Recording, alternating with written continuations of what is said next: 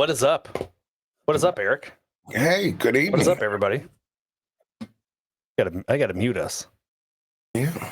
There we go. Hello, everybody. It's Sunday. It's everybody's favorite day of the week because you get Cass and Camo. That's right. Right? Kind of. So we're in a new year. Everybody's freezing their ass off right now across the entire country. It's come about 2 weeks too late for me, but hopefully here in the next little bit we'll have good ice. I want to at least share something. Eric, I didn't tell you I was going to do this. I really didn't even think about it until a little bit ago.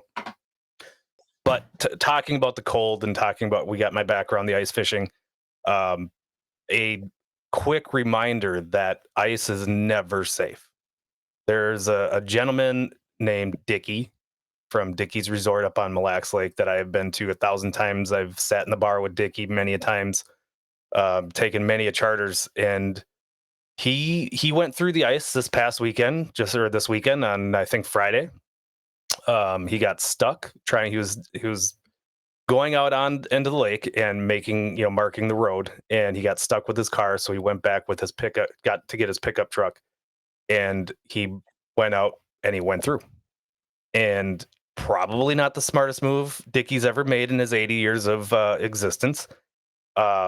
He was wearing a flotation suit, but just for everybody's awareness, those things are not going to save your life 100% of the time. And it didn't save Dickie's. So be careful on the ice. Everybody be careful on the ice. It is a crazy ice year. There is a reason I have not streamed any ice fishing other than the one weekend. And that was about a month ago. And it's because we lost the ice and now we're getting ice back. And a lot of the lakes are just not where they should be.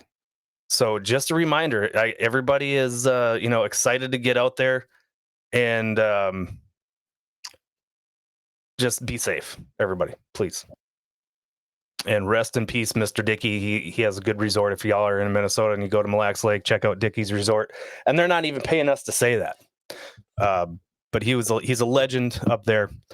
And my thoughts and prayers are with their family and their friends. Yeah. Everybody, there's a bunch of people from Twitch going up to Lake of the Woods this weekend. Lake of the Woods is good. I've got friends on Lake of the Woods this weekend. The four of them caught about 70 sauger and walleye yesterday. It was a little slower today. So Soggy, the weather is going to be changing. So that's usually the case. Should have been there last weekend, but I hope you guys do well. I probably won't make it up there.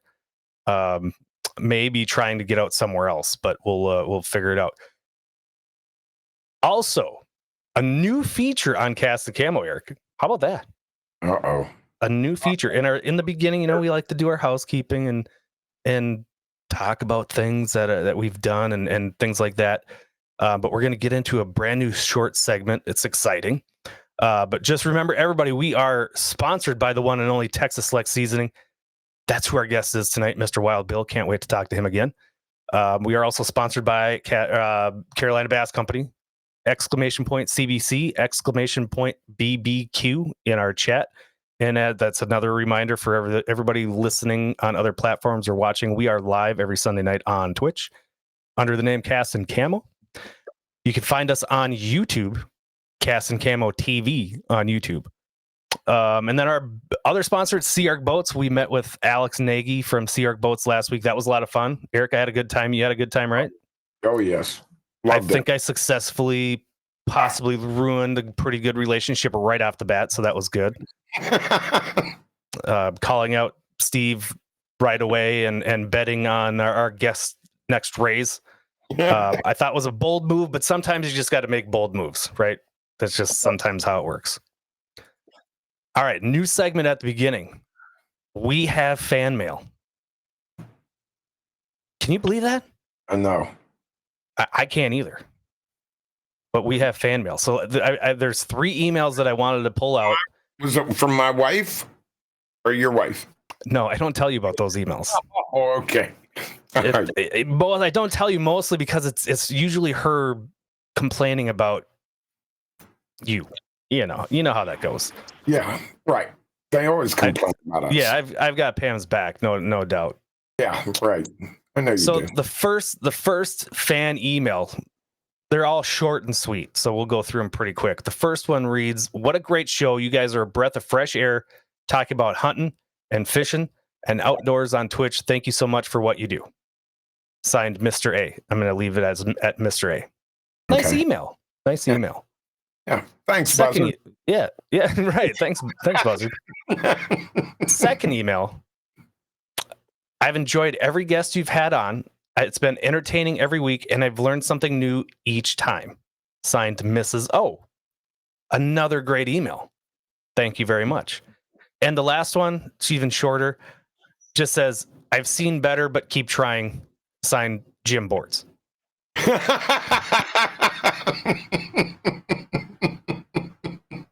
Well, I So- was just going to tell you the second one. Thank you, Joker. Thanks. Yeah, thanks. So thanks to the folks that have emailed in with those words of encouragement, and thanks, Jim. Who Jim is?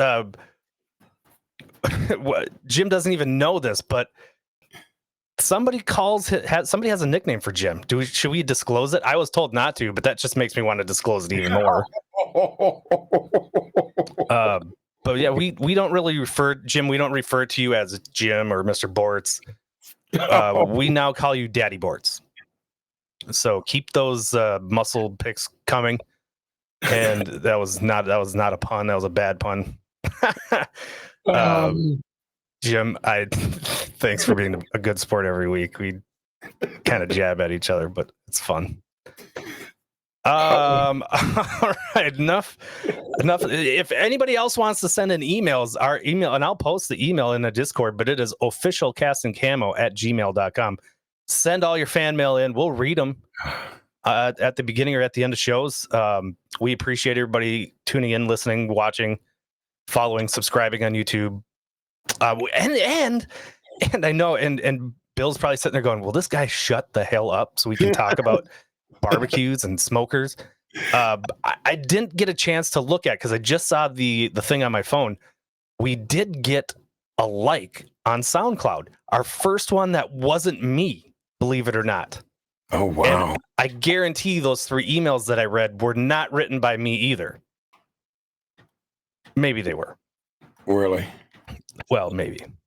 Yeah. It was the best way I could make a joke out of Daddy Boards. Yeah. That'll work. It'll work. All right, so we're gonna move along, and we're gonna bring in our guest. Yes.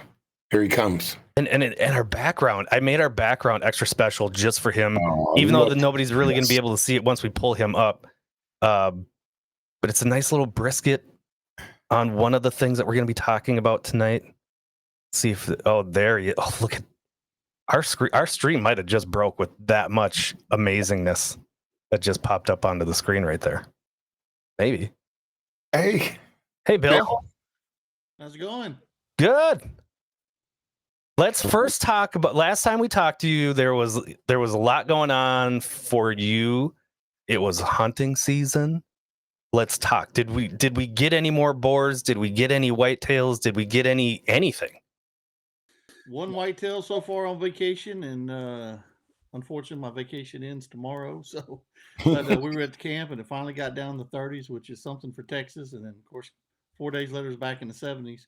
But got a 5x3 cull whitetail, so took it down, about a 4.5-year-old deer, and no does. We quit killing them around Thanksgiving, and then the hogs, I'm waiting for it to get a hard freeze and stay frozen for a while, because I like to hang one of those in the tree all night and let it age out and process it the next day.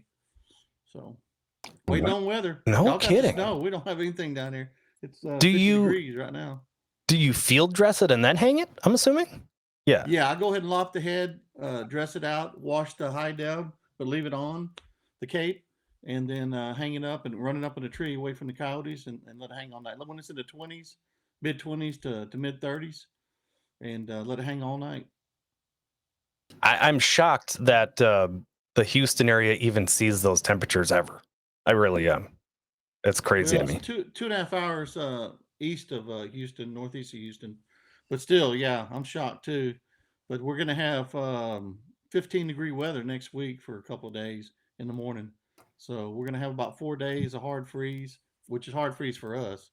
Yeah, well, And that's a then hard about freeze the following anywhere. week, it'll probably be up in the 70s again. So I mean, I'm glad to hear it because I'm tired of just the northern states feeling all of that pain, and the Canada. You know, the Canada feels a lot of cold too. See now I'm It's just nuts in Canada right oh, now. yep. See, now I'm getting called out for my. This is where Jim Bort's email actually holds true. I forgot to change our title, so I'll do that while we're talking. But Jim makes a good point. He's seen better, and we'll keep trying. That's all. That's all we can say. So, so winter break's over. When did winter break start for you guys? for us in Texas, Yeah. No, for you. You said you start up back. Your vacation ends. When did it start? When did my winter break vacation- start? We shut our we're self-employed, so we shut our business down every year from Christmas to mid-January. That's our slow time. So we travel, we hunt, we go visit relatives. It's my wife and I's birthday, December 30th. So we go out and do something for that, and then we bring in New Year's in the country, and then we come back home and try to do some work around the shop, do some work around the manufacturing facility, things that we can't never get done when it's busy day in day out with the shop. So we take care of those type of things, and then we get ready to come back on. Like this year, it'll be on the 16th because it's on a Tuesday. We're open Tuesday through Saturday, so we'll open back up at 10 a.m. Tuesday and move on. But then we actually have some cold weather after that. I'll have to go back and hog hunt. But we start our show season, so we'll have the big hunting and fishing shows going on early spring. You know, from January, February, and March is our show season, and so that's how we kick off our year. And in between there, Awesome. go hunt and barbecue. Well, those are the priorities. So, do you actually have the same birthday as your wife? No, he We meant plan on our wedding anniversary. anniversary. He Oh, meant anniversary. Oh, okay. I was gonna say that would be a dream come true. I would never forget. No, you don't want that on the same day. No. They have to have their day or their week or their month or whatever it is. So Oh my Lord. Yeah. Let me see if I can turn Jim up a little bit. Not Jim. Jim, I see. I've got Daddy Bort's on my mind right now. What's on your mind? I know. Yes, Sarah. I mean, I God. do have a niece with the same birthday though. There we go. I think I was able to turn him up a little bit. Yeah, niece, the same birthday as you or your wife? That's me. Oh, nice. Mhm. That's fun. All right, so here's what we're gonna do. I kind of gave Mr. Bill. Do you mind when I call you Mr. Bill? I don't know why I call you Mr. Bill, but I call you Call me Mr. Bill. anything you want. Just gonna call me late for dinner. That's right. Well, you're cooking, so I'm not calling you late. What I wanted to do is go through the different types of smokers that are out there and kind of talk about each one as we go through it. And for me, I think it's a thing of debate for a lot of people that want to either get into smoking or have already been in it, but they want to try something new, but they might not know what to try. So let us get over to where we can just pull some stuff up. So the first one on the list, we're going to just jump right in. Propane smokers. And I've got the picture up of the anatomy of a propane smoker, which is super technical.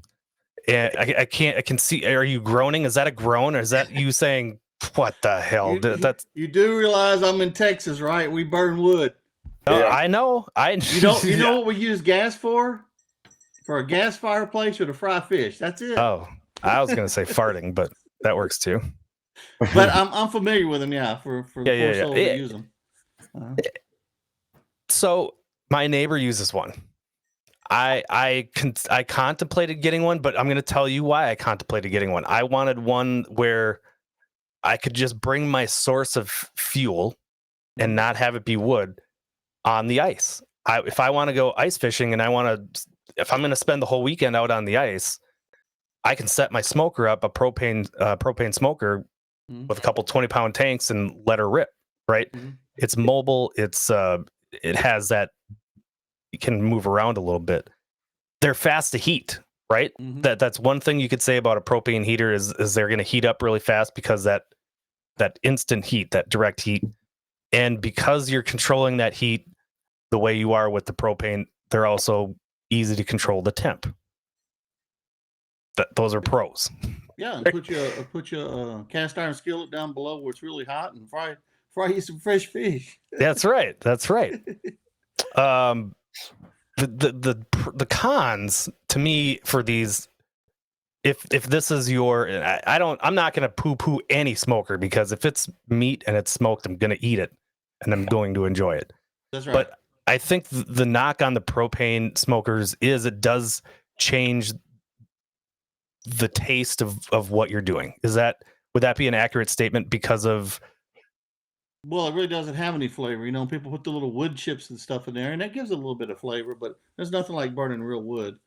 But you're right. It's quick. It's efficient. People use gas grills, gas smokers. It's just not a big thing in Texas, especially for people like me. It's on the barbecue circuit. We just never use them. Didn't grow up using them. I mean, a Coleman stove when we were camping out, sure, you bet. Making breakfast and frying fish. Right. But that type of smoker is something that I'm not really familiar with. I've seen people use them. It's just not one of my favorite things. But I gotta tell people when I do classes or teach people how to barbecue, it's like there's no right way or wrong way in barbecue. There's your way. Everybody has a preference on what they like, how they like to season, how they like to prep the meat, what type of cooker they like to use. And I got multiple type of cookers around here, depending on what I'm cooking. But just personally, that's just not for me. But it's for a lot of people. So I don't really badmouth it. I just don't use them. No, you're right. Yeah. And I think it's not necessarily bad mouthing, but you are, as we go through the list, you are going to get a different taste and a different flavor from a lot of these different types of smokers. And it has to do with heat source, has to do with a lot of different things. Mm-hmm. I don't know. We use propane for everything up here because it's you can go pick it up at any corner. So the fuel source is readily available. And the one thing I think we probably didn't say at the beginning is when you're trying to pick what kind of smoker you're looking for or looking to get into, your budget plays a big part of it, right? I mean, you can absolutely go get a kick-ass smoker for a few $1,000s, but not everybody has $2,000 to $4,000 to $7,000 to $10,000 to spend on a smoker. So budget plays a big part of it, and I think propane, that's where propane smokers come into play. They're fairly cheap. They're on the pocketbook. That's right. Eric uses a propane smoker, I believe, right? No. You don't? No. No. I can't believe you would even say that to me. Look, like I said, there are times where I think it makes sense. And again, depending on your budget and what you're trying to do and what you have at your fingertips, each one of these is going to be a little different. So the next one on the list, charcoal. I don't think of a charcoal. I don't know that I've ever seen a charcoal smoker. I gotta change the picture. I got all fancy today.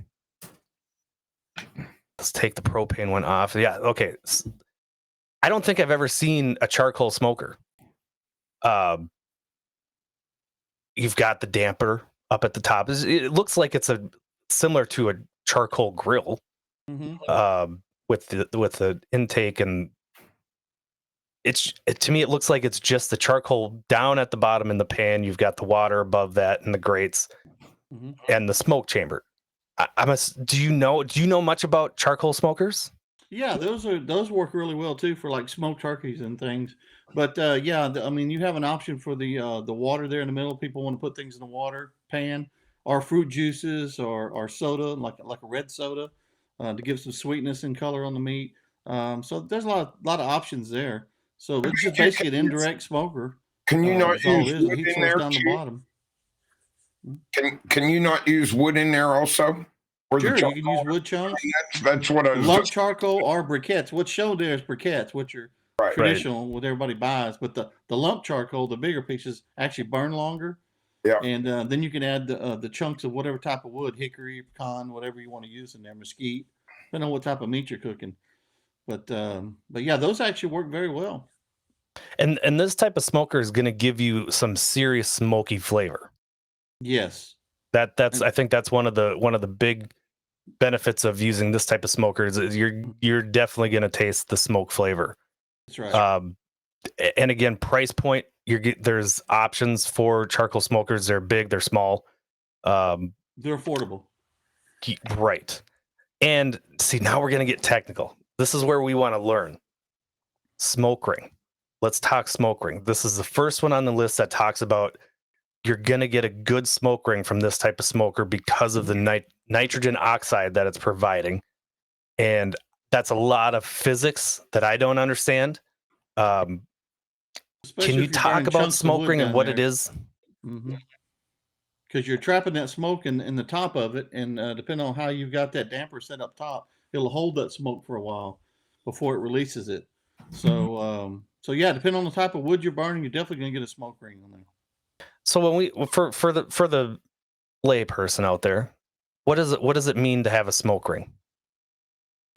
Well, it just depends. I mean, it just shows that you slow cooked a piece of meat. That's basically all it is. Some people it doesn't mean anything to them. They'll sear a piece of meat and then they'll put it in a pan with beef stock or whatever, and then cover it up, and that's how they want it. They want a tender piece of meat falling apart. They don't really care about the smoke ring. But what happens is with the smoke rings, you're drying out the surface of the meat, you're building bark, and then you do things in layer. What I call the perfect barbecue, like in brisket, is what I call the rainbow effect. If you get that darker bark on the surface, then you cut through it and you see that nice, beautiful smoke ring, and then the color of the meat. That's the barbecue rainbow. That's what I'm looking for. And there's ways to enhance that. You know, there's certainly solutions you can buy on there, saline solutions and different things you can put on the surface to enhance that. But naturally, you're going to get it with the wood and with the charcoal. And so a lot of people, that's the goal is to cook that away and to get the smoke ring, which means you cooked a certain way. A lot of people like wet barbecue, where they're going to keep a lot of moisture down in that pan, where constantly that thing's going to be wet and wet and wet, where it's impossible for it to ever build a bark. You will still get a smoke ring, especially on the bottom part of the meat where that smoke's rising, but it's always going to be wet on the surface. And some people like that. I personally don't. I like the season to dry out on the surface and create a bark, and then keep it moist with a spritz or something as I go along, versus just having a lot of moisture in there. But if you don't want to attend to it for a while, then certainly put your moisture in there, put your charcoal in there, light it on one end, and let it run across. It'll burn for hours. That was control it with dampers.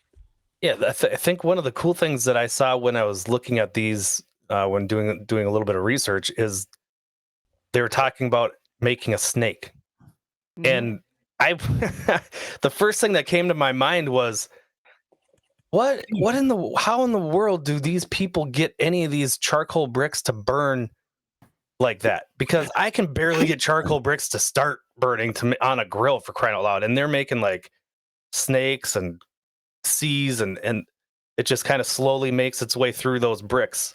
That's right. You put the metal dividers in there, and there's a lot of companies even on the bigger pits, the stick burners, that they're doing those set up like that for lump charcoal. So they put the dividers in there so it actually wraps around and burns all the way through from end to end. But something like this, you could actually take a charcoal basket and light some up, pull that charcoal pan out, and then line one side, and then put fresh charcoal from that point to the other side. And that thing will burn like a straight line all the way across over time. Versus just trying to light it in the middle and having it go crazy. Start on one end and let it work its way across.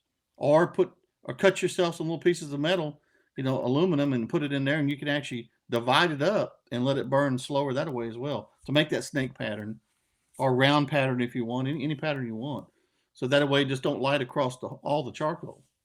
Right, and that way you cook for hours without attending to it. You just use your dampers.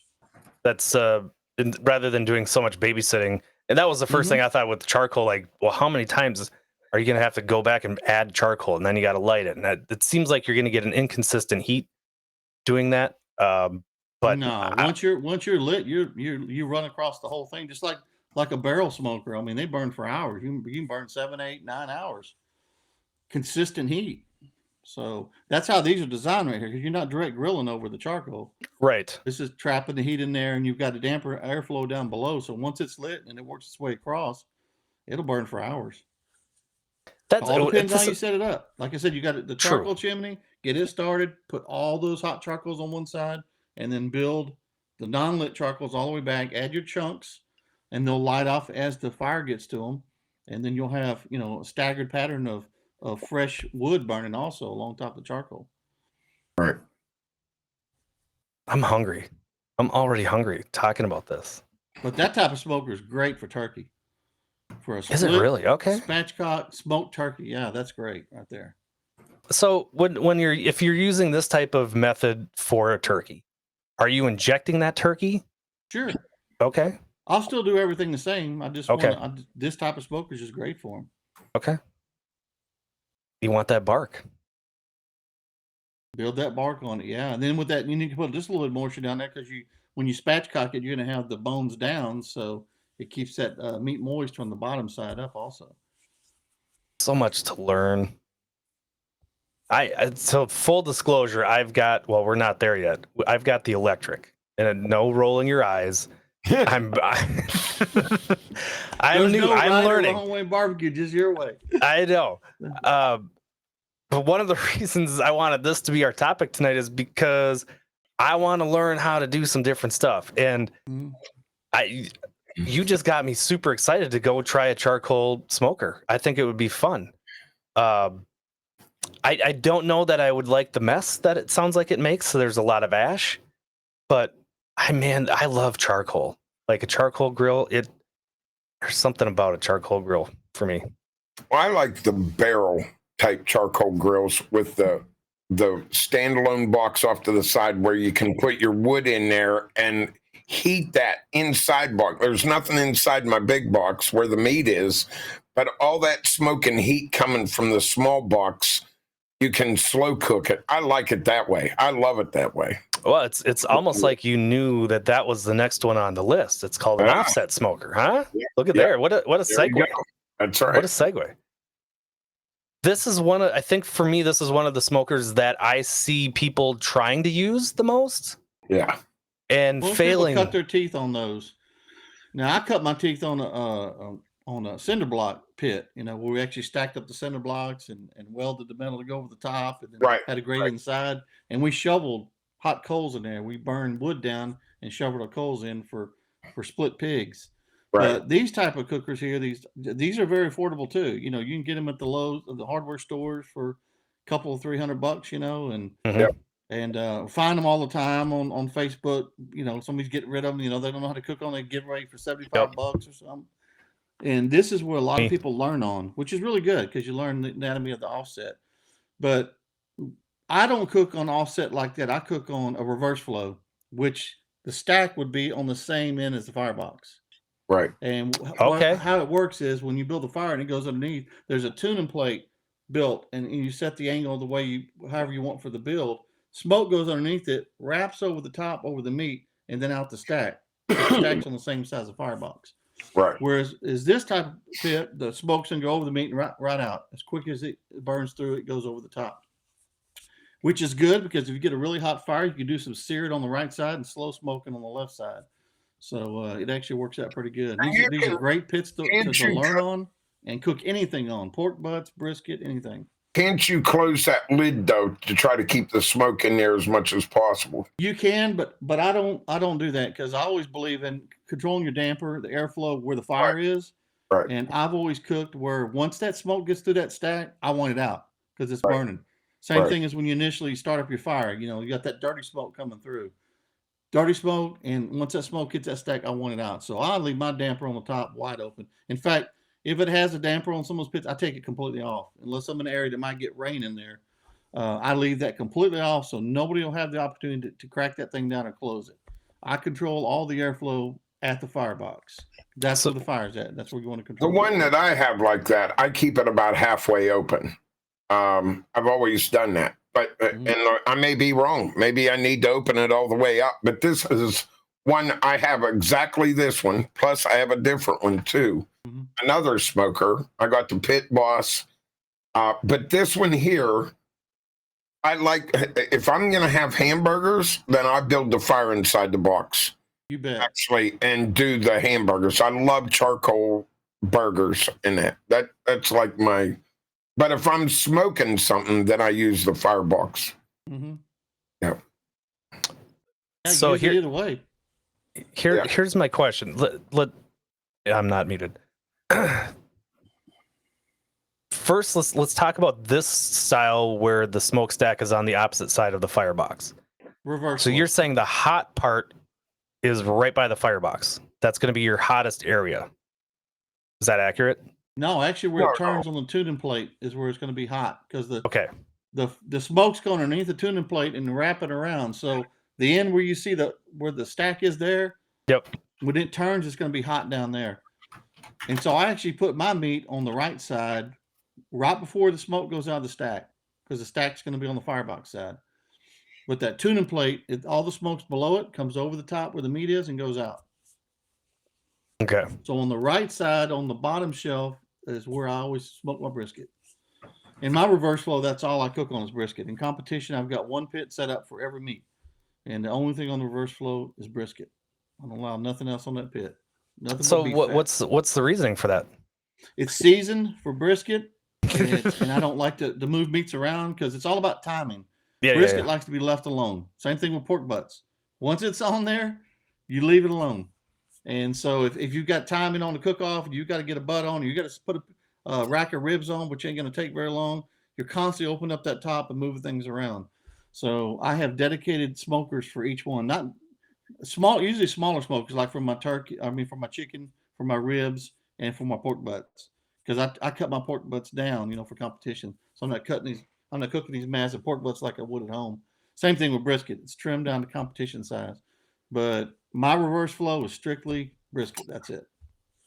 And I use an ugly drum smoker, a vertical drum for my chicken.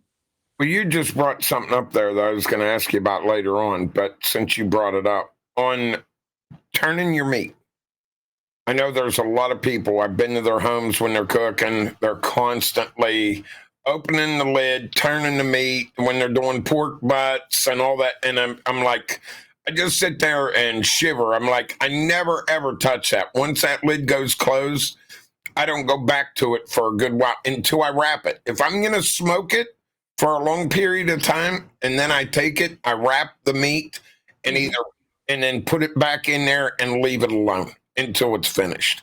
That's right. That's why I use a probe in there, and I got a wireless probe, and I just monitor the internal temp on it. Right. So if you're doing that, do you put, you brought this up on your brisket, and I know the answer for myself, but maybe you have something different. Do you put the fat side up or down? Ooh. Because I see a lot of people make this mistake. The thing about the fat cap is, whether it be on your pork butt or your brisket, your fat cap is designed to protect the meat. So your fat cap faces the heat source. If your heat source is down below, fat cap goes down. Heat source is hotter up above, fat cap goes up. That's what I don't understand all these people on the internet. And again, there's no right or wrong in barbecue. They can do what they want. But there's so many people now that are scoring a pork butt fat, thinking they're going to get more rub down there. Well, the whole idea for that fat cap is to protect that meat. In fact, it cooks down to almost nothing in competition, and we peel it off, and some of the best meat is pulled right underneath that fat cap because it's been cooking in that fat. And so when they score it, and then it crusts up, and then they're turning the fat cap up, so all the heat's there, and it's getting black. It looks like burnt marshmallows on top. And they said, "Oh, that's good eating." No, I wouldn't want to turn that into my pulled meat and eat it. It's just scored, because what's left of my fat cap on a pork butt gets thrown away. And the meat down below it is phenomenal. Some of the best pulled meat you'll have. But so I don't understand that. But on the brisket, I always cook my brisket fat down because I'm cooking on the stick burner. I never turn my fat cap up. Now, resting, that's different. When I rest my brisket, if it's at home and I really want a juicy brisket, I'm not worried about if I lose some of the color in smoke ring or if it gets a little too tender. I'm not worried about that. I'll rest it upside down. Same thing with my pork butts. When pork butts are done, I do a double wrap. I do a plastic wrap, and then I do a full wrap. And that plastic wrap, when I wrap around 165, 170 internal, holds all that moisture in. And that's the good fat that's fixing to come out of it, that real flavorful fat. When a piece of meat first goes on, that's what I call the purge fat. That's when the blood comes to the surface and everything comes out. I don't want any of that. When it reaches that 160 to 170 internal, from that point on a pork butt to 203, 205, when it's pulled tender, I want to capture everything in between there because what's collected there in that plastic wrap in that foil, I'm going to put in my pan. I'm going to shred my meat and I'm going to toss it in there, a little bit more seasoning, and I'm done. You don't have to use all the sauce and everything else. It's just flavorful, tender, juicy, ready to eat. So there's a technique to doing that. But don't score the fat cat. It's your friend. Well, that's interesting because I've heard so many stories. You know, I have one person tell you, "Oh, you got to put the fat up because when it's cooking, that fat drains down through the meat and makes it moist." You know, no, you put it on the bottom because just exactly what you just explained. So it's like you have so many people telling different, and everyone cooks different. We know that. I mean. And even us doing this show, some people are going to try it now differently because there's some in this channel right now that cooks it with the fat up. Yeah, but I'm building a bark, so I can't build a bark if my meat side's facing down. That's and I've right. got my fat up because when a reverse flow, my smoke's coming over. Right. So it does me no good to have the meat side down. The meat side need to be up, and then as the smoke comes over, we're building that bark. And the only thing I do is go in there occasionally and spritz it. And Right. I spritz with oil in a can, you know, whether it be duck fat, whether it be avocado oil, anything with a light oil that's an even spray, just to Right. mainly hit my edges. I'm not worried about the top. I'm worried about the edges on there because I trim my brisket down a little bit thinner for competition. So when I slice it, it's the right size to go directly in the box. Right. But when I spritz, people spritz with au jus and water and apple juice and all kind of things. And there's nothing wrong with it. It enhances, adds flavor. Anything with a water content, though, is going to evaporate faster. Right. So you're going to be in there more often doing it. Whereas you get a light oil spray on there with something that doesn't have a lot of no flavor profile to it. I don't use olive oil. I use strictly, like I said, avocado oil or duck fat or something like that, or ghee, which is clarified butter in a can. That adds a phenomenal flavor to brisket, but it keeps it moist longer, Right. and you don't have to open up as often as you would if you're using anything water-based. All right. Vexus, I know you're going to kill me, but I got to ask it because I see so many people do it. They go get apple juice. Mm-hmm. They're constantly opening the lid, spraying it with apple juice while it's going through the smoke stage, while they're trying to smoke it. And I just think it's a bad idea to keep doing that because you're letting all that heat out. You're not gaining nothing by doing it. The smoke, you open it up, you're losing your smoke immediately. What's your thoughts on the smoke stage of keeping them damp with apple juice or whatever they're a different type of drink juice on them? Well, again, apple juice is mostly water. It's water-based, so the reason they're doing it a lot is because it's evaporating. Right. And but the apple juice does put a little sweetness on it. It is really good on pork and chicken, so people like to do that. So it just, again, it's a personal preference. I don't like to do it because anything that's water-based, you're going to be in there more and more often, spritzing every 15, 20, 30 minutes. Right. Whereas I do it once an hour, hour and a half with a light oil. So Right. that's the difference. And the competition, you know, I want to keep that pit smoking. I want to keep that smoke on the meat. So get it done. Do you ever use Pam on your meat? No. I thought I had to get that in there. No. Wow. No, Not me. Not my wife. I'm talking spray Pam. All right. I'm just saying. All I hear is all I hear coming out of your mouth is, "Do you use Pam on your meat?" Yeah. Look, what y'all are into is that's you do. That's right. I'm not kink shaming. Trust me, I'm not kink shaming. Avocado oil is pretty much my favorite right now. Is that right? Mm. Does it taste like avocado? No, it's just a very light oil. It's a very clean oil. You can use it as a binder, you know, and that's another thing that kills me on all these people on YouTube and all these videos going on. Everybody squeezing mustard on everything. And I'm like, oh man. Oh. Save that for the hot dogs, please. Oh. Because the best thing you can do is just a light coat of oil, because when you're putting rub on, a lot of times that mustard is so thick, and then, you know, they say, oh, well, you don't taste it later on. Well, it's not about that. It's the fact that you don't get an even coat of rub because they just throw a bunch of that mustard on there and it's in splotches. Then they cover it with rub. Well, as that stuff dries up, well, it's not even on the meat, and that stuff can break off and looks nasty. You get a light coat of oil around there, and you sprinkle your rub on, light coats, light layers as you build your bark on there before it's cooked. And I tell people, shake it, don't cake it. You don't want to cake it on there. That's the way to do it. Well, The this light coat is, of oil. I'm glad you just got into another one. What about your seasoning? I buy Bill's seasoning. Yeah, it's fun. And I Almost take dropped the F-bomb. It's freaking great. and I put it on my meat. Do I rub it in or leave it? Just sprinkle it all over the meat and leave it. Correct? Shake That's it. how I was taught. Not to Shake rub it it. in light layers. Yeah. Okay. Now the old school rubs I used when I first started, back in the mid '80s, when brown sugar was what I call wet brown sugar, like you use in baking. Now there's dehydrated brown sugar, so it's granulated like white sugar. But back then, when you mixed the rub, you couldn't really pack it too easily in a bottle because it got hard. So you had to put it in bags or mason jars. Now that was the old school rub, and the very first product I ever came up with was called Sticky Rub. Sorry, my little train of thought. It's called Sticky Rub, which eventually turned into Juicy Pig when we developed that when we got the dehydrated brown sugar. But that stuff in the old days, you take a handful of it and you would rub that in your pork butts and your chicken and your ribs, because that was the way to do it. You rub it in and let it sit there until it got wet and turned sticky. Well, nowadays, when you put your light coat of oil, you take my seasoning, you sprinkle it on little layers, one layer at a time. And like, I'll put my jalapeno garlic salt as a base in competition, say on my pork butt. I put my coat of oil on. I put a light coat of that jalapeno garlic salt. I'll let it set. Come back in 10 minutes and I start hitting my Juicy Pig on there all the way around. And what I'm doing is developing to make sure the whole thing's covered. But as that meat's wet and sitting there for a while, it'll show you the spots on the meat. Like you need a little more here, a little there on the side. Then you touch those up. Then another coat. And then at the end, I put like a little coat of whatever type of sugars in that rub, like if it's dehydrated brown sugar or a Demerara raw sugar. I come at the end and put a little bit on top, and I call that my pork icing. And then I put it on the pit, and all that cooks together and helps build that bark. But if you put too much on in the beginning, it's just going to break up. You want to do light layers, let the meat absorb, and tell you when you need some more on there. That's how you look at it. But you want all that color all the way around. You just don't have to. You don't have to dump the whole bottle on there.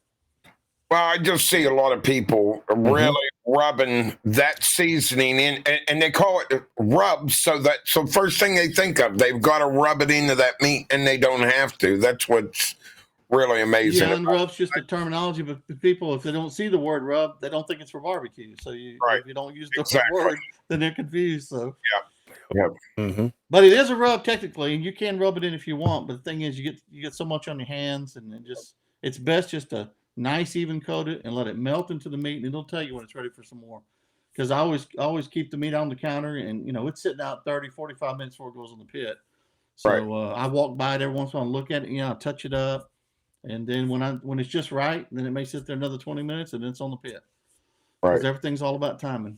So what do you do with these contests when you go to them? Do you put this meat, do you get it ready ahead of time the same way? Or are you in a rush at these contests when you get there trying to set up and get that meat on? Yeah, everything's done on site. So, and a lot of them have meat inspectors will come around and look at the meat, make sure it's not pre-seasoned or anything. Oh, okay. So, and back in the old days when I started, they would actually put a metal tag in the brisket. And some of the bigger competitions like Houston Rodeo, they'll still do that. And I'll be at San Antonio Rodeo in a couple of weeks. Got asked to cook that for a big team out there.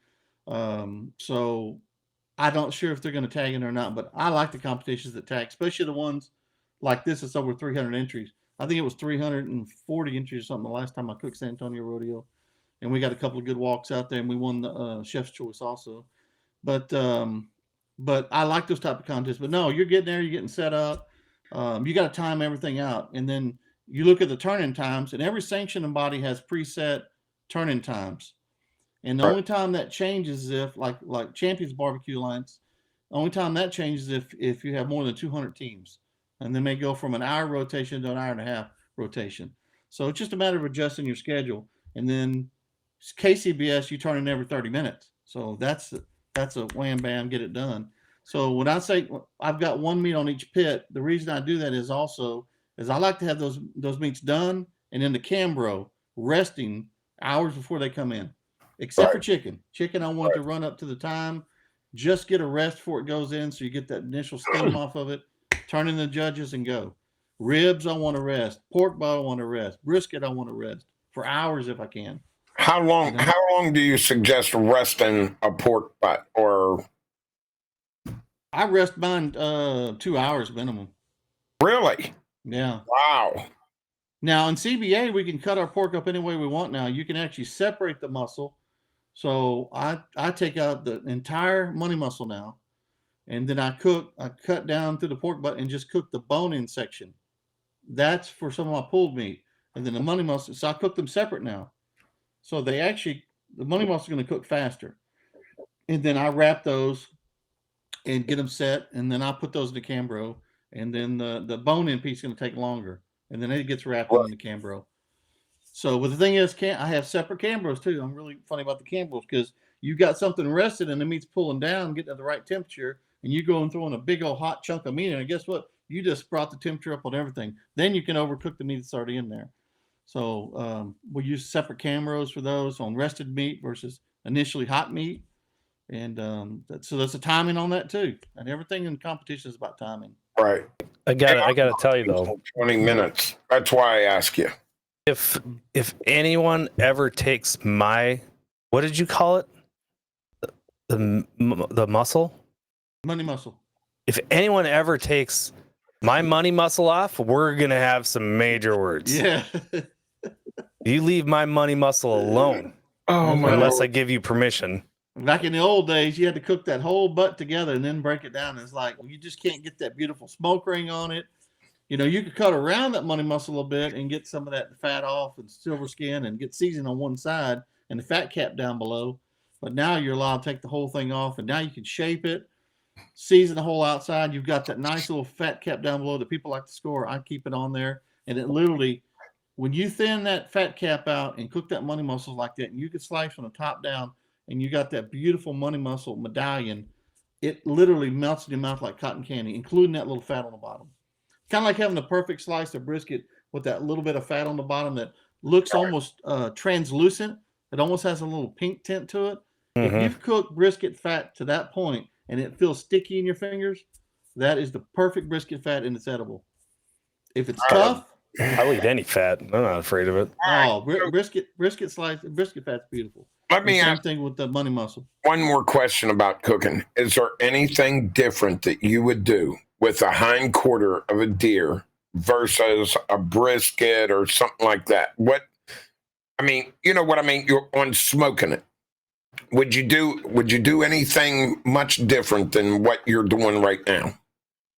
Well, there's two totally different things here. On brisket, I cook prime brisket, so it's got a lot of fat and marbling in there. Right, right. Where deer doesn't. Right. But a deer, if we're going to talk about smoking deer, I like to smoke the deer shoulder. The shoulder pulls meat very nice. You've got several different roasts on the back of that leg that some of them are more tender than others. Some are more better for slow cooking, some hot and fast. So, I mean, I like to slice and grill what I call the round steak off the deer, off the hind quarter, where you got the bone in and you got all the roast around there. Mm-hmm. I cut them about an inch and a quarter thick and grill them. You can marinate and grill them or just grill them. That's the most incredible thing to eat. That's the way I like it. But if I'm going to smoke a deer leg, I'm actually going to separate the muscles. Oh. And then you put a little bit of fat on the outside of them. You can inject them if you want. There's a lot of different products out there that you can use to keep it moist. Right. But shoulders are my favorite to smoke and then braise and then pull the meat. And there's several different ways to go, different direction you can go with that, whether it be tacos, pulled meat, loose meat sandwiches. We do it with a ranchero sauce over rice. There's just a lot of ways to do it that way. And that meat is very tender and good, and it breaks down perfect. Same thing with the shank meat and the neck meat, which is my two favorite cuts on the deer. I'm about to shank somebody if I don't get some brisket in my mouth pretty soon. That's all I'm going to say. Then we went from brisket to venison. It's like, y'all get me hungry now. I know. I'm going to have to go eat after this. One of the things now, if we can get back to our different types of smokers, one of the questions I have about this offset smoker, whether you have that smokestack on the same side as the firebox or the opposite, is there any tips for getting that fire going and getting that temperature up quicker, or it's one of those types where you have to be patient. That's because when I've seen people use these smokers, and it takes a long time for that temperature to get up there, and people get anxious. When you get anxious, you throw meat on too early, and you don't have the temperature there. So, do you have tips or tricks to that? Well, the main thing is to open everything up, and start your Get that charcoal in a chimney basket. And instead of briquettes, use lump charcoal. It's going to burn hotter. And then once you get a charcoal basket full, dump that in there and start building your fire on top of it. And then if you've got some small splits, cross those in there, and it's lit. I mean, that thing will get up to temperature probably in 45 minutes if you do it right. And then airflow. You got to have air for the fire. So that, I'll raise everything up, get the fire going, get the dirty smoke out, start closing it down, have that damper wide open. And if you don't have a good airflow outside at the time, set up a fan. Get a fan close by and just get a little bit of positive airflow going, and that thing will just stay lit, keep burning. You'll be adding wood to it. It'll be up to temp in 45 minutes or better. It'll be 275 in 45 minutes. Get me in there. And that's where I smoke everything, my brisket and everything between 250 275 in competition. That's I was going to ask that question later, but good. Pellets. So, before we get into the pellet grill, we do have a question. OG is asking, when you say dirty smoke, I'm interpreting his question. It just says, I'm assuming he means dirty, not Doherty. Dirty, dirty smoke. Yeah. When you first fire up, you've got the wood burning. That's your dirty smoke. Same thing with a pellet grill there. When you light a pellet grill, some people don't realize you need to raise that lid open because it has to have air, first of all, to get started, get the fire going. But when it first lights off, that dark, that real thick white smoke, you don't want that to get on in your meat. You don't want to breathe that. That's the dirty smoke. Whether you're lighting a stick burner or a pellet grill, anything to do with wood, open everything up when it first lights. When your fire gets under control and you close it, your smoke should be thin. That's what they call the blue smoke. It should be very thin smoke. So, but the dirty smoke has to get out, and that's why I take a damper off the top. Like that little stack on that pellet grill you're showing right there, I wouldn't even install that on there. I would just leave that off. Cut that sumbitch right off. Yeah, it just threads on. Screws. Just take it off. Well, it's not nearly as fun as cutting it, but I guess you could screw it, take it off. But pellet grills, a lot of people don't realize that, and that's why they have the internal combustion. It just blows.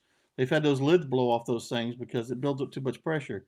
Right. But when you light a pellet grill, you open that lid, you let it get started, you set your temperature. Once it gets over 150 degrees, 175 degrees, and you see flame, and that heavy smoke is gone, then you can close that lid and set your control a little higher and let it build up, which it does pretty quick. I mean, this is a Camp Chef hat. I've got a Camp Chef at home. I've got Rectex. I've got all kind of stuff. So I've got 3 different pellet grills, 1 at the camp, 2 at home. I've got stick burners. I've got ugly drum smokers. I've got all type of pits. Not propane, but I have everything else. But pellet grills. It's kind of a shot at you there, Rex. I just come up with the list. That's a type of smoker that is out there. There's pros and cons to every one of these. It's all right, Bill. I'm behind you on this.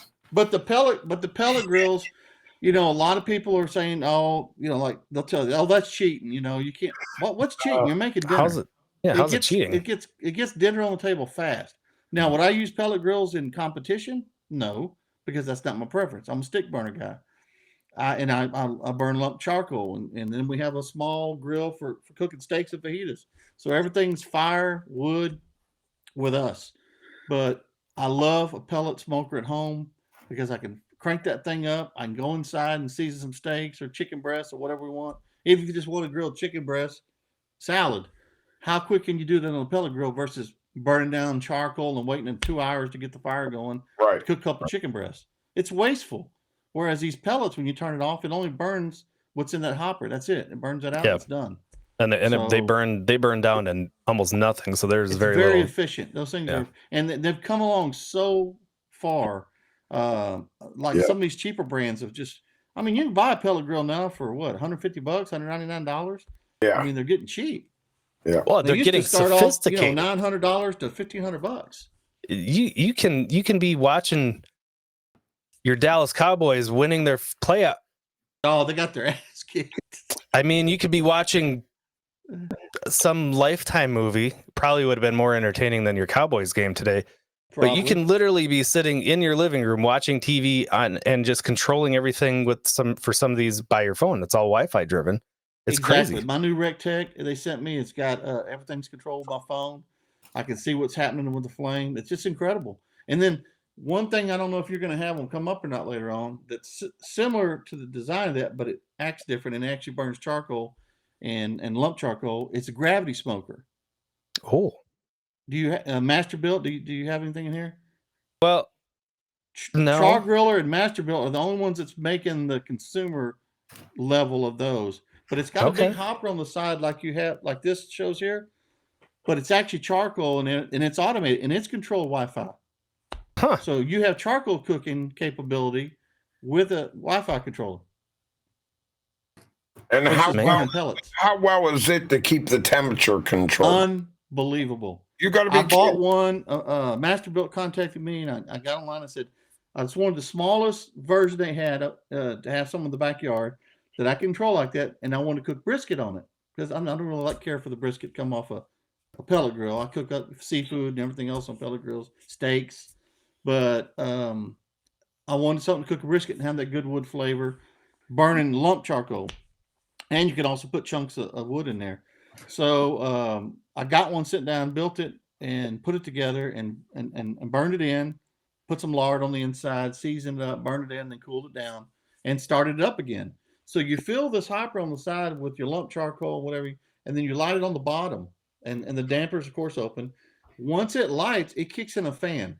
So it automatically controls the fan based on the temperature you want. So if I Wow. want that thing to run 250 or 275 all night with this brisket, it stays on. And even when it lights off one of those pieces of wood, it may spike just a little bit, but it cuts the fan off and it levels out, and then the fan kicks back in. It is the most phenomenal thing for the money. For $300 something, it's the 560 model, and I think that new model is coming out this year.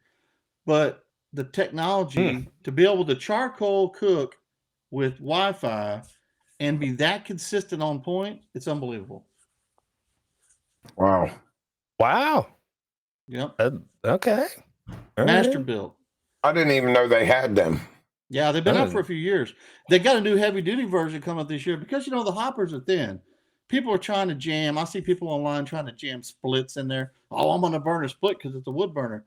Well, you got to realize how thin the gauge of metal is, and the bigger the fire you get, the more chance you're going to have a warping something. It's Right. designed for charcoal and lump charcoal and small pieces of chunk wood. And they want to put in splits, that are 12 inches long in there, and wonder why the flame's coming out the top of the hopper and warping the lid. Well, dumb shit. But they work great, and I love pellet grills because, like my Rectech, I can put grill grates, the aftermarket grill grates that we use in competition. You put them directly over there. They get so hot, it heats them grill grates to 500 degrees, and you can sear the best steak on there. So that's what we use those for. I'm going shopping after this now. Gravity Feed Masterbuilt. But like I said, they got a new model coming out this year. I heard it announced at the show's coming up that they got a heavy duty model coming out now for the hopper, the feed hopper on that. How often? Yeah, that's him. Okay. How often do you clean your pellet grills? My pellet grill, I shop vac it out every 3 weeks. Okay. Now I take my grill grates out because I don't use the actual racks that come in there. I mean, I leave them in there, Right. but I buy grill grates and I put them on top, the ones that fit inside there. Grill grates absorb heat, and they'll get 100 degrees hotter than the temperature of the rack. So Right. if you're burning 400 degrees on the rack, you're almost 500 degrees on the grill grate. And the great thing about the grill grate is they got these little U channels on there. They're very sharp on the top, so they sear, put the nice marks on the meat. But as the meat drips the fat, it stays as little channels and it keeps the meat moist. Unlike the old days where you'd have flare ups, from the fat going down. You don't have that with the grill grates.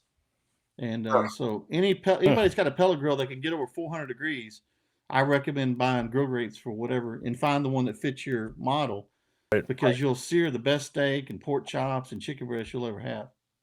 Right. Mm-hmm. So pellet grills are good. I've got no problem with pellet grills. There's a lot of people that badmouth them, and but again, if that's your thing, let's do it. And I love Right. it. It's going back to what we said at the beginning. It's budget and what is your purpose? What are you trying to do and what do you need? We'll get dinner on the table. When I get home, So I'm tired. I'm self-employed. I'm working all day. I'm gonna get home and throw it on the grill and eat. So working what's all the day. You're out hunting all day. You're not working. Well, that's working. I agree. Can we record that? vertical or horizontal? What's that? What do you think the best one is, vertical or horizontal? As far as the pellet grill? Yes, for smoking, like the one he's got on here right now. Well, this is electric. Yeah, but I mean, if you had a pellet grill like this one, Yeah, they're making several companies are making them now, and I really like them. I have not used one yet, but I think they're great because they got the glass doors on them, so you can actually see everything as a cook. You don't even have to open it. And Lowe's Hardware has a brand out now. I can't think of the name of it. I've never heard of them before, but they have like 3 or 4 models out, and one of them's a vertical, and it's less expensive than the name brands, but it looks very well built. I just happened to pass by one day picking up some plumbing supplies. But You said it's at Lowe's? yeah, at Lowe's. I can't think of the brand name, but it is a good looking smoker. And it's a pellet grill. It's a vertical like that. Now I cooked in vertical, like that gravity feed I just showed you there. Myron Mixon custom built on my very first competition trailer years ago. That's like that Pit Boss Sportsman right there. To the left. That one with the orange panel on it. This one. That one. It's similar to that, but it's another brand. It's a smoker like that, upright. Get out of here. You're not on Lowe's though, but no. See, those have the smoke glass you can see through. You can see how the meat's cooking. You don't have to open it all the time. Yeah. I think that would be badass to have at a deer camp right there. Yeah. Well, I've just heard some people talking that they think the vertical would be better for smoking. Well, again, like I don't know. That's my very first competition trailer had a huge Myron Mixon smoker. It was a gravity feed, kind of like that Masterbuilt, but it was a custom built vertical gravity feed, heavy duty. I mean, you're talking an $8,000 smoker, but I loved cooking on that. And at first I cooked all 3 meats on there, but then I started separating them out like I usually do. But I could start my brisket on the bottom, work it up to the top. By the time it got to where it's going in the pan or going in the wrap, I could put my pork butt, my ribs, and all that on. And then at the very bottom, you could take out a deal with the flames came over, and I could actually sear my chicken down on that bottom rack. So I could actually cook all 4 meats on there if I wanted to. But we got to where we split them back off later on. Just mainly used it for the brisket and for the pork butts. But it was a vertical smoker, and I won a lot of competitions with it, a lot of awards. I missed that smoker and I sold it, with that original trailer. So I've cooked on a lot of the pro version vertical smokers. I just haven't cooked on these pellet verticals, but I like the way they look. You say this one here's propane Vexus? This is the one that we're showing right now is an electric. So, and my thought is, this is basically you're gonna have the same. This is a propane smoker without the propane. It's electric instead. That's my take. Electric one. When you put the little wood tray down below, these are actually good for curing your meat snack sticks and all that, and jerky and what have you. They work well for that. I wouldn't want to cook my brisket and my ribs or nothing in here, but I'd love to cook, smoke the meat snacks and all that stuff.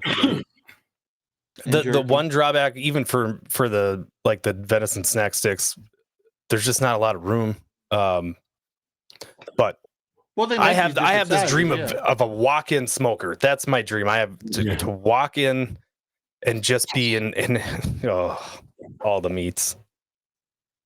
We couldn't get you out of it though. No, you wouldn't be able to get me out of there. He said he had both hands on meat and he couldn't let go. That's right. Typical Saturday night for me. Wait, what? What's your favorite saying? I have a lot of them. No, about meat in your mouth. Oh, if it's meat, I'm putting it in my mouth. That's right. That's right. All right, we're gonna move on because we kind of covered that type of smoker. Now, how do you pronounce other than Green Egg? Green Egg's a brand. Is this Kamado? These are Kamado grills. These are ceramic lined on the inside. Yep. And actually, there was a company that they went out of business. They were in Canada, and they developed the world's first pellet feed Kamado style smoker. And It was the best steak griller in the world. And they had a heat furnace company, and they had this company. It's called Black Olive. And if you ever look them up, and if you ever find one, it's an incredible because it gives you all the cooking capacity. It's a huge thing, like the biggest green egg. Yep. But you're not lighting charcoal on the bottom. It's actually got a pellet hopper on the side that goes down, but you have a live fire. When you open that thing up, you're looking at live fire. So it's not like set it and forget it. People say, "Oh, it's pellet feed. Set it and forget it." I tell people, throw a brisket on there and walk away and see what happens. And this thing will burn up. And it had a huge heavy-duty cast iron grate. And I'm telling you what, we sold those years ago at the store. And I've had several at the house. My nephew still has one right now. And the only thing that ever went out was this little heating element. And we were able to find some from the factory that did the furnaces in Canada. We were able to get those parts down because nothing else ever went wrong with that grill. So, and why nobody else ever made one to this day, I don't know, because it was incredible. I mean, think about grilling bacon wrap appetizers. You could set this thing at 375 and as much stuff as you wanted to grill and hand people, versus charcoal, you look for the hot spot to put it over and move it around. Right. Yep. This whole top was 375. And you're grilling bacon wrap shrimp and entrees and just hand them off plates as quick as you can. Then you crank it up to 500, lower the lid, spray it with a little oil and get ready for the steaks. And sear steaks without grill grates, just using the grates that came with it. Most beautiful steaks and chops you ever seen. So you could set it down for appetizers, crank it up for steaks, and then turn it off when you're done. It was the most incredible. I cooked on that thing for years, and then they went out insolvent. Nobody ever made it. I took it to Camp Chef. I said, "Why don't y'all make something like this?" Right. Other companies want to make. Nobody ever did. So it sounds like a brilliant as good as a green idea. egg. It's just easier because you just set the temperature, let the pellet feed, live fire full time. Beautiful. So one of the things that people like about this type is what they'd say that there's less airflow. Now we've been talking a lot about airflow, but in here there's not a lot of airflow, and without that airflow, they're saying your meat doesn't dry out, it stays juicy, it stays moist, which to me seems backwards. It's radiant heat. Okay. The beautiful thing about the Kamado style is once it's hot, all that lining on the inside that makes that lid so heavy, that porcelain there, it's hot and the bottom's hot. So when you get it over, like say for instance, you're searing a steak, like on the black olive, it would do the same concept. It would heat up that inside. When you sear that steak, you can actually look at the side. You're not just searing from the bottom where the grill marks are. You look at the side and watch that fat bubble because it's getting the radiant heat off the sides where it's heated up that porcelain lining. So it cooks, keeps things moist all the way around. It's incredible. Yeah, it's kind of that automatic heat retention. Yeah. Yeah, you're getting heat from the sides, from the top, mainly from the bottom where the flame is. But it heats that whole thing up. I mean, it's almost like a pizza oven. Everything's hot all the way around it. I was gonna say the one thing that I like about these is it is so multi-purpose. Like you're saying, it can be a smoker, it can be a grill, you can bake in it, you can make pizzas. It's kind of crazy, but incredible pizzas. They come with a big price tag. That is the big drawback to these. Even the small versions of these types are freaking expensive, man. I mean, if you want to make a lot of food and you need, say, a big, I'm just going to say green egg, even though that's all I've ever seen or used. You're talking $1,000, $1,500, and for a normal person, just to make some, do this or that, that's a lot. When you can go to some of these other types of smokers that even the pellet grills or the pellet, you can use it as a grill, you can use that as a smoker. That's multi-purpose too. Off, I think in the market about $1,200. They didn't know what the market would handle out there, and then they went up selling them. They ran them on sale all the time for like $8.99, and then right before they went out, they made the last batch of them. They shipped them out, and the distributor got them such a good price that he was selling them for $5.99. So that black olive grill with the pellet feed, electric pellet feed, for $599 was a steal. And if you got one, they'll run forever as long as you just get one of those heating elements to replace. There's nothing else to go wrong with them, and they just run forever. And for that price, you couldn't pass it up. But those are incredible cookers. The green egg, the black olive, Yep. Same style. And there's other brands that are making them out there. Yep. I think Oklahoma Joe even has one. Yeah, I odd believe shaped so. looking Kamado Yep. style. All right. Oh man, the kettle grills. The kettle grill. Now, this is not a typical. This is not even a smoker, but you can do can offset use it smoking. as a smoker. Yeah, you can do it offset. Yep. Two But it's zones. not You know, hot on one side, cool on the other, and draft it. Yeah, but those are mainly designed for hot and fast grilling. A lot of competition guys are doing their chicken on there to sear it off. Because the thing about chicken, cooking it hot and fast to get that skin rendered, you know. Right. And that's what kills me. You see people trying to do chicken on an offset or whatever, and they keep spraying the skin. I'm like, where is the fat in the chicken? It's under the skin. It's trying to get through the skin and render the skin. And the more moisture you put on top, traps the moisture inside. And the skin at the end winds up what? Rubbery. You got to get hot and fast, let that thing cook, let that fat render out, let that skin dry out. When you're doing competition chicken, I almost want that skin to look like it's completely dry toward the end. And then you spritz it with anything, it just rehydrates and the skin is thin, it's bite through. But that type of cooker right there, that little kettle, a lot of teams are using that. And there's Interesting. And there's a pellet version of this from Rectech. They make a kettle style grill that's a pellet feed. So you set your temperature wherever you want. Same thing with that black olive. You want to do a lot of hot and fast grilling, bacon wrapped shrimp. You want to do split chickens, whatever you want, ribs, anything. It's that style of cooker, but with a pellet feed. I think it's the 380 is the model or something like that. They got a new one out this year, but I think it's the 380. But for people that want that type, but don't want to have to light the charcoal over and over, the pellets burning fire down below. So, and depending on what type of pellet you get, what wood you get, what flavor profile you want.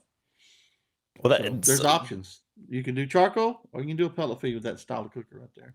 And those are great. So much to look up later, man. Are you going to tell me you use mesquite pellets? I use mesquite for actually I use mesquite lump charcoal on my chicken, and I do use mesquite pellet for steak. Yeah. Yeah, because when I grew up in South Texas on the ranch, we built open fires with split mesquite, and we grilled right over the fires. Yeah. And there's a ton of mesquite in Texas. It's like everywhere.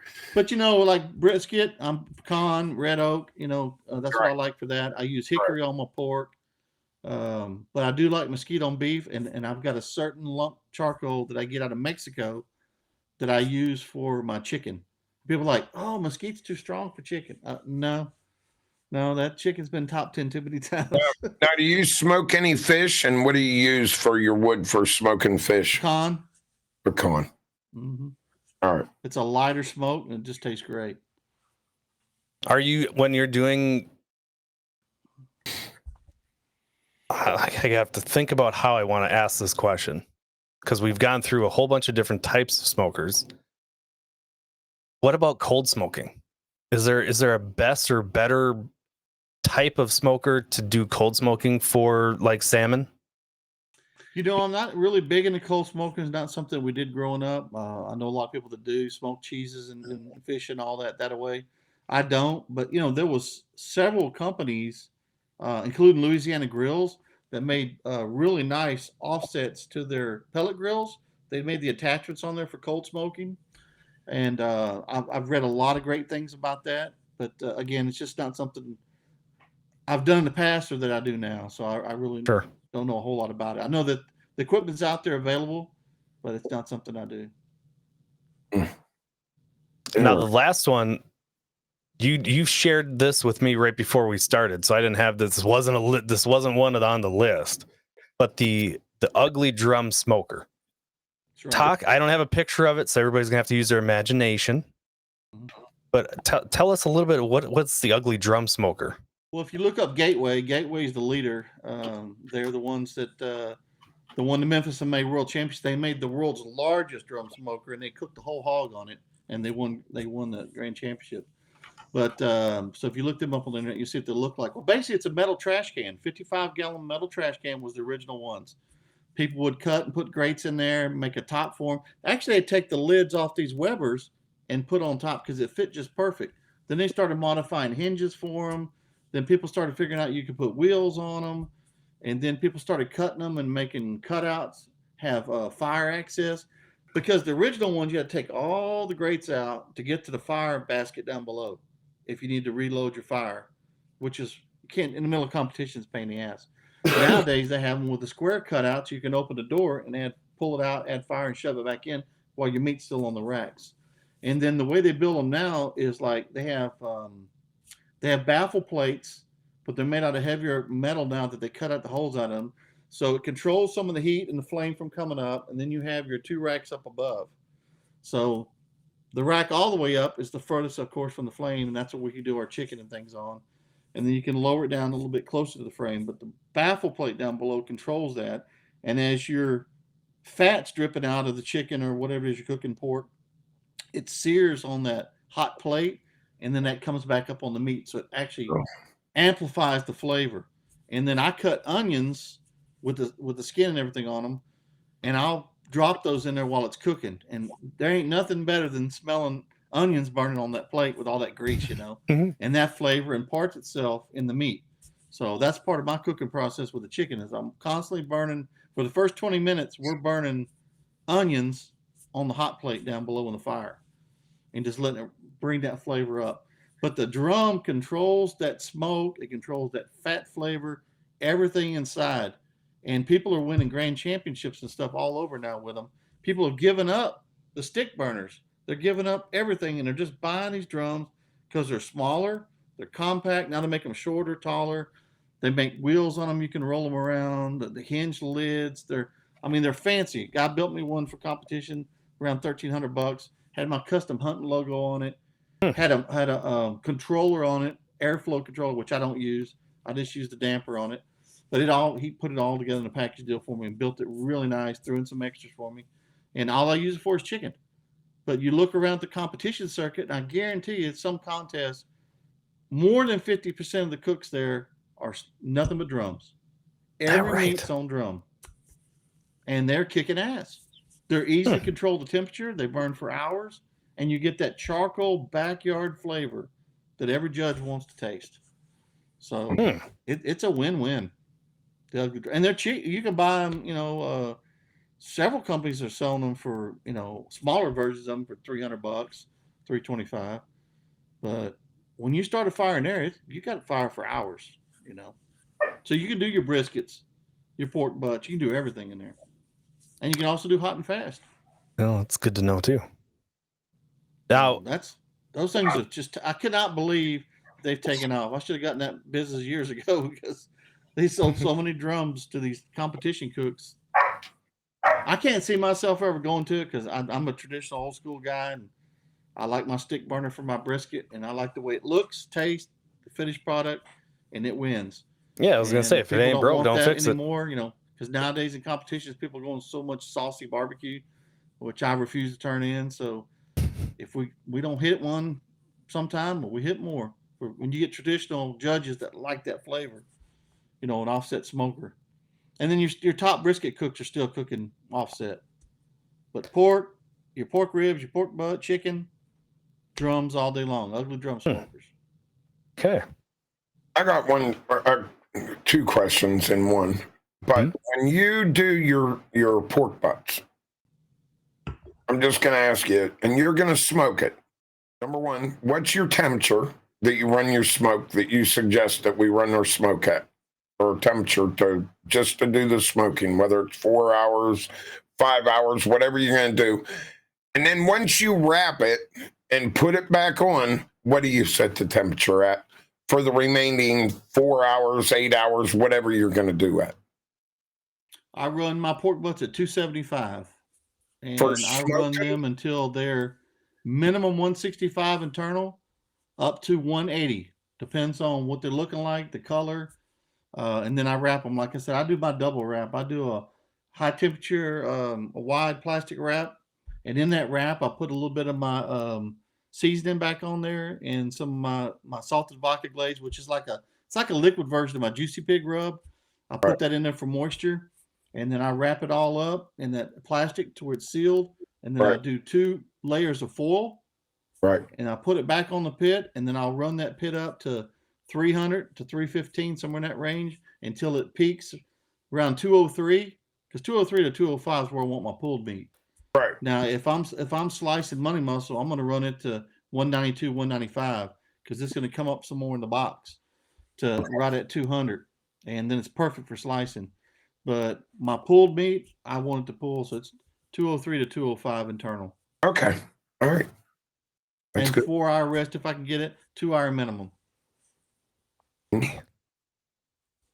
You said you had 2 questions. That was just one. No, it was 2. What was the temperature Oh, yeah. on running And what he it did. as the smoke? And then once you wrap it, what's the temperature going to be? Yeah, and the Okay. reason to increase the temp, because most big meats like your brisket and your butts, you need to maintain one temperature all the way through. But at the end, you can ramp it. Once it's wrapped and you're looking at your timing, you want to make up a little bit of time, you can ramp it, but don't go crazy. If I was running 275, I'm going to ramp to close to 300 and then let it go there for maybe an hour or so. Then I'm going to ramp it a little more if I want to go to 315, even if I want to go to 325. But I won't push it from 275 to 325 that drastic. I'll ramp it slowly. Right. But I will increase it because what that does is that pushes through the stall and it gets your timing, get that thing done a little bit quicker because you've already done the smoking. You've already absorbed all the smoke you're going to get. You already got your smoke ring. You already got your color. Now you're just trying to finish the meat, but you don't want to go crazy. You don't want to go too high. Right. But that's what I do because it'll push that brisket through a stall and then it'll push that pork butt through. Okay. What is do you have any crazy smokers? Like you've got a plethora of different types and styles. Is there any type or any smoker that you have that is made out of something weird, strange, completely off the wall? Not really. Not really. I mean, a cinder block pit was probably the craziest thing I ever cooked on. A lot of people grew up on those. Yeah. Cooking those in the South. But up north, a lot of people didn't use them. So one of the crazy, I don't even know what the hell the show was, but the dude took one of those giant propane tanks like people have outside their house that was empty and filled it with soap and water and this and that and make sure all the propane's out. And then he cut that and made that into a giant ass smoker. And I thought that was the coolest thing I've ever seen.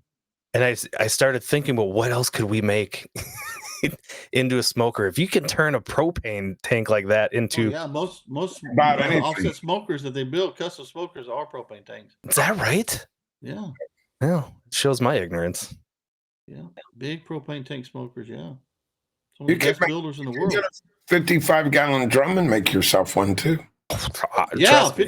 I'm telling you, the ugly drum smoker, people that, we started doing that when we used to beach fish, when I was a teenager, and we would take we had a barrel that was cut in half, and we made a grate for that thing and drop it down, and then we built our beach fire with driftwood, and then we build that fire in there for grilling on, know, and then we had the old Smokies. Of course, everybody grew up with old Smokies, and we'd make the extended legs for them to go into the sand. So all of us were like 6 foot plus, so we always want to get that thing up off the ground a little bit more. Especially when you're drinking, we'll lean over the fire. But yeah, we camping out. We always use Old Smoky or homemade half barrel grills because everything there was hot and fast. Sure. And if we were grilling fish and it was getting done too quick, we would put it in foil with some herbs and butter and a little beer or whatever, and let it finish off. Excellent. What else you got, Eric? You got anything else? Well, now I wrote a bunch of stuff down. I guess the only thing I'd like to ask you about is your wood. There's chips, there's a little chunks, and then there's bigger pieces of wood. Splits. Yes. What do you recommend for doing pork butts or whatever? I mean, do you like the bigger chunks better, like the splits? Yeah, I mean, if I'm using my offset smoker, then I have to have the splits because, the bigger the piece of wood, the less you're going to have to put in there because I don't want to reload it but every hour and a half. But if I'm on a gravity feed, I'm using lump charcoal in chunks. I never really used the chips or any of the small pieces. The smallest I use is the chunks. Right. About the size of your fist. Well, I know most of our stores around splits, here. Certainly in my offset smoker, I have to use those. Most of our stores around here, you go in and they have these wee little chips, and you're supposed to soak them in water for. That's for electric smokers. Yeah, you're And supposed those to. propane guys. Yeah, that's exactly right. The propane guys from Minnesota. So, yeah, and but I'm sorry, Vexless, I'll quit. But yeah, the chunks and the splits, that's where we're at. Yeah. And I'm fortunate enough that there's a lady right down highway from me, across from our fairgrounds. And you know, Galveston County Fairgrounds is the largest county fair in the state of Texas. But anyway, across on the where the railroad tracks are, there's a lady there that's had a business forever, and they go out and source all the wood, split it, and dry it out there. So you can actually buy huge bags of it's like 8-inch splits for like $10. I mean, it's crazy. And you can use those for a while, and then you get the full split logs, you know, for your stick burners, and then Right. they have the bags of the chunks, Right. and then they sell the pecans. So they got pecan wood, mesquite, oak, red oak, everything that I use there. So literally 10 minutes away, I've got any kind of wood I want, cut any size I Right. want, and I'm very fortunate to have that, because you can't go into retail stores and get good wood. Well, you know, you brought up about the pecan. I'm going to have to try that because we have a lot of pecan trees here. Pecan is fantastic for I mean, finishing the brisket. we got a ton of pecan trees down at the farm. And there's always big limbs falling off of them during the storms. So I think I'm going to have to start grabbing up as much as I can of that too. I would definitely take some of that. Yeah. Mhm. Yeah, if I y'all want ever make it wood. down to Texas, I'll smoke a brisket with some pecan and show you what it's all about. Well, we're coming down to the hog hunt here, you know, here Yeah. sometime in March or April. If we can get Vexus to take off a week of work, we're going to be on our way down to do a little bit of hog hunting. Tell me the dates. I'm there. I'm in. You know, we Oh, just, come on, just got to get here before it gets hot, because I'm telling Yeah. you what, we got to you're be, not gonna. You're used to that cold shit, and I'm telling you, when you got 105-degree weather out here, and you It's feel cold. like you got syrup all over you, so sticky, and the mosquitoes are on you, and the bumblebees are stinging you, you're like, hell no. But no, we got really good hog hunting out here. Got thousands of acres to go roam on. Didn't we talk about this before? The best time is like towards the end of March. Yeah, anytime from now through till it gets hot. I mean, we'll find hogs. Texas, the thing of it Yeah. is, we need to make our trip to Sea Ark boat. Go from the Sea Ark and then go to Bill's. It would Where's make Sea the most Ark? Yeah. sense. Arkansas. South Oh, of is it Little Arkansas? Rock. Monticello, Arkansas. Yep. Yep. That makes the most sense to me. Yeah, we make it all in one trip. Mhm. 2-week trip, Vexus. We'll Okay. fit. We're not Bring- all retired like you. Oh, well, Some of us actually have jobs. I forgot. I'm sorry.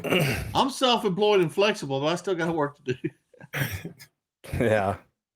I'm I not got a good place. self-employed. I got a good place to go. We'll go kill some hogs, and if it's still cool enough, some rabbits are out. We'll kill them for dinner. Yeah, we could go for rattlesnakes and show Vexus some rattlesnakes. He loves them. Fuck that. We have timber rattlesnakes. So. That's right. I'm out. I'm out. No, Yeah, but chances thank are you. seeing them slim to none unless we go looking for them. Yeah. You'll probably see a water moccasin before you see a timber rattlesnake. I'm scared of those too. If it Well, slithers, I don't want to see it. Bitches will chase you down now. You get where you're next to a nest, buddy. You'll never forget that. What size boots you wear? I got some snake boots here. You know, I don't have to be fast. I just have to be faster than you, Eric. Yeah, well, that isn't hard at all. I'll just wear hip waders. Then I don't have to worry about them getting to me. Yeah, I got snake boots, It's true. size Yeah. 11 and 12. I'm gonna smoke a bunch of pickles for you. Yeah. I mean, cucumbers. Yeah. Shut up. I'm sorry. All right. Well, I don't have anything further for this time, but this is one of the things I love about having Bill on is there's so many different things that we could talk to Bill about. Tonight we kind of got off on a little bit of a tangent, but that's okay.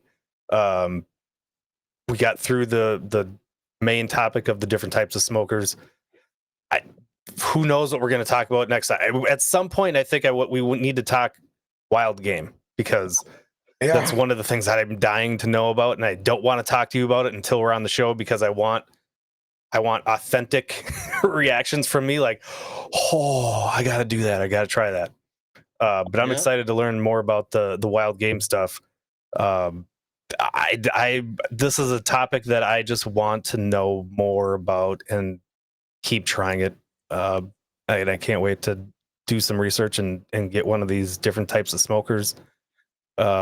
Since I can't use my electric one, I'll be made fun of. And No, electric's okay. The propane, please. oh, it's propane. That's right. That's right. I think also what we need to do, if we go down and do the hog hunt, we come back, we'll film some of it and have it on the show and have Bill on about hog hunting.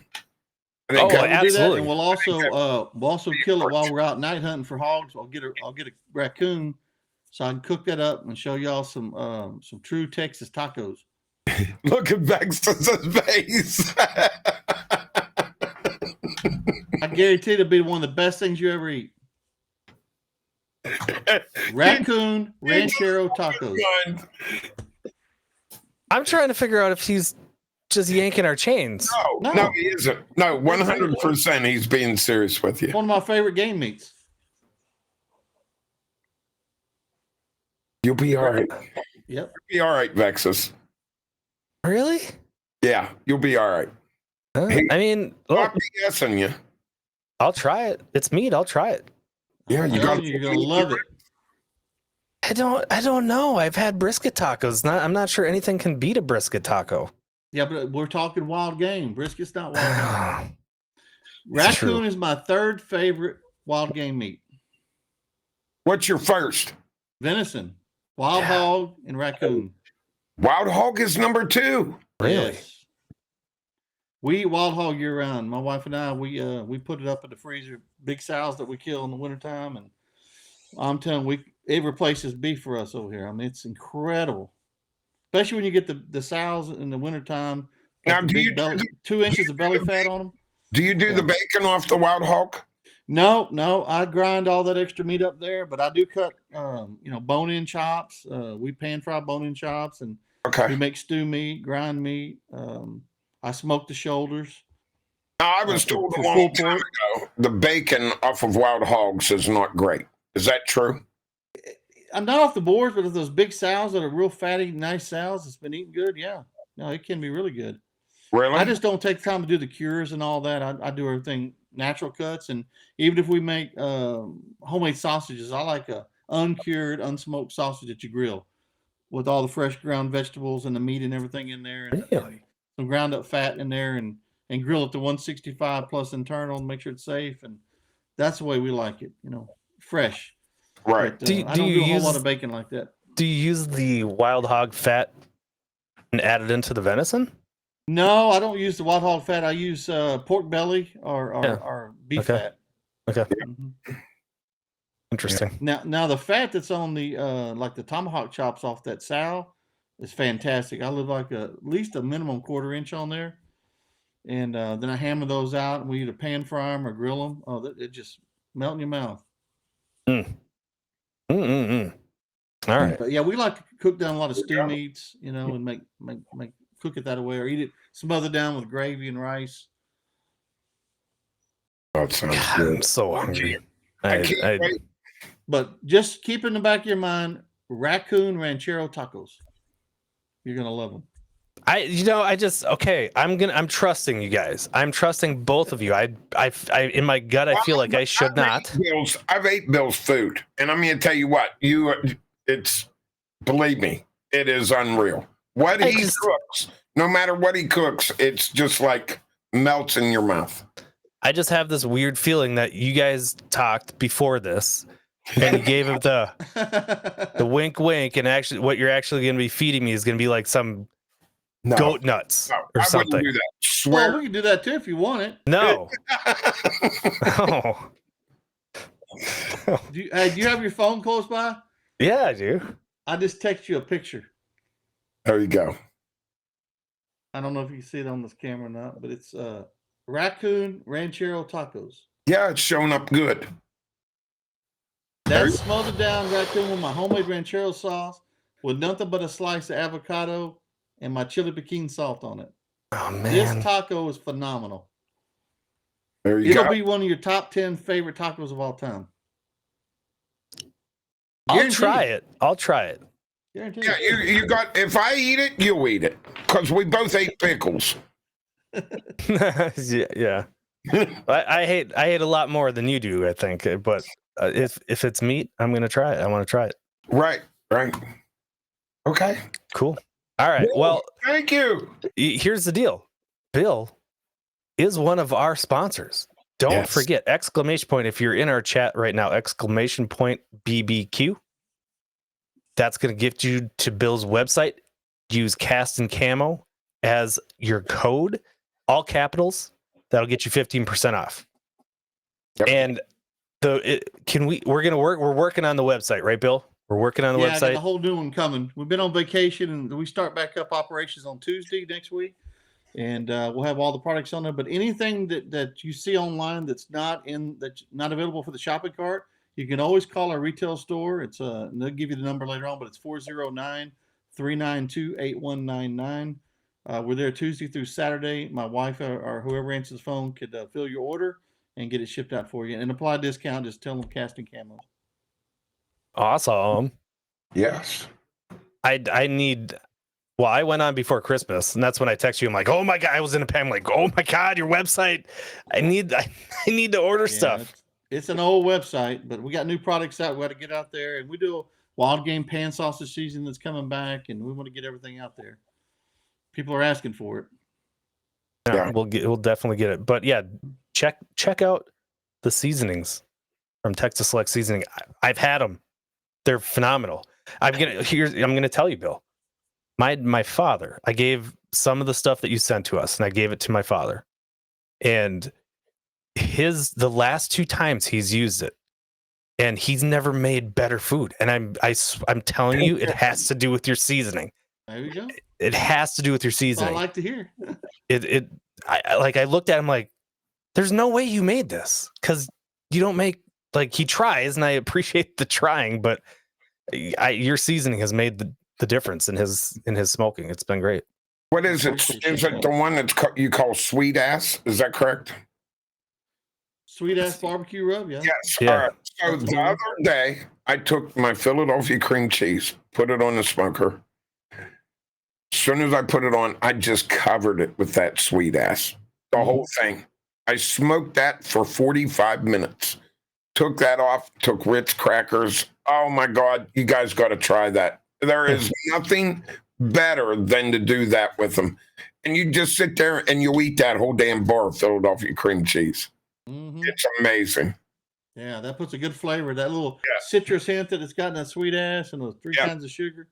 Yeah, that's really good. Amazing. Smoked cream cheese is great. Yeah. Who doesn't love a sweet ass? That's right. Definitely. That's what I would say. But also, y'all don't forget, other than Texas Select Seasoning, which is amazing, go to that website, order some stuff, use Cast and Camo as your code to get 15% off, all capitals. Carolina Bass Company, same deal. Use Cast and Camo as your code, and you're going to get 15% off from them as well. And of course, CARC. All you have to do is go on to CARC's website, put in Cast and Camo, and they're going to give you 15% off of everything in stock for 2030. I think that's what we've got lined up. We're on track for the year 2030. That will get 15% off everything from CARC. So Steve's like, who is this freaking guy? Jeez, we'll get there. But check CARC boats out. It's going to be boat season before everybody knows it. Get those orders in quick. Get them in there quick. But I appreciate Bill. Thanks for coming on again. You're definitely going to be back. Yes. More than once, I'm sure. And now we get to roll our awesome credits. Yes. And everybody, if you're watching on Twitch, thank you. We got a bunch of subs and bits, and I think we even had a hype train tonight. Thank you everybody for the support. We appreciate it. Everything that comes into, if you don't know, Cast and Camo is now an LLC. We're a business. This is a business. And any of that support is going to get stuck into a specific bank account that we have for just Cast and Camo, the business. and it's going to get put back into giving you guys better content. Send money. We need better content. We have a dono goal of $100,000. I think we need, we need a big truck. We need a new truck. Joker starting it off with the 100 bits. Thank you, Joker. We appreciate that. Thank you, Joker. I tease, I joke. That's not actually true. But the last part, we're not actually going to have a dono goal of $100,000. I'm poking fun at our friend Ron a little bit, but just for fun. It's a joke. It's a joke. Nobody needs to get their panties in a bunch. It's just a joke. But until next Sunday, we appreciate you guys for being here and watching and listening on YouTube. And we'll see you next week. Thank you, everyone. See you later. Good evening.